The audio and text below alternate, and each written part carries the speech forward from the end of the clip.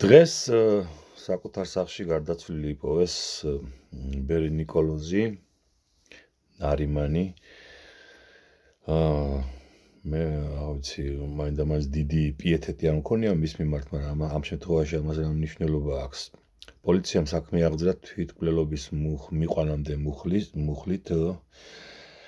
ამავდროულად მრევლი როგორც აცხადებს, ნარიმანი 9 აპრილის შემდეგ არ გამოჩენილა თავის მრევლთან და 2 დღის წინ ამავე მრევლის ცნობით მოპირდაპირე კორპუსში პოლიციამ საცხოვრებელ სახლში დააყენა სათვალთვალო კამერაო. მოკლედ, ეს ყველაფერი ჩვენ უნდა განვიხილოთ მომავალი საპატრიარქო არჩევნების წინ.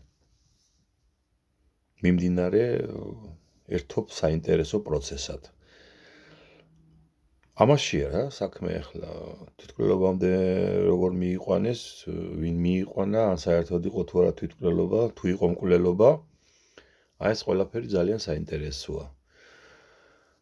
და საპატრიარქო არჩევნების წინ ეს ყველაფერი რომ მოხდა, იმითაც იწვევს, ეჭვს რომ დიდი ბრძოლაა თავად ბორიას გუნდსა და საპატრიარქოში წმინდა სინოდის წევრებს შორის, რომლებიც არ ეთანხმებიან შიოს გაეგზარხოსებას. მოკლედ, დიდი ამბებია ბორიას საოცნებო საქართველოში, ანუ რუსულ ბოსელში. მოიშორეს თუ არა საპატრიარქო არჩევნების წინ ეს ბერი ნიკოლოზი, რომელსაც მყავდა თავისი მრევლი და ერთობ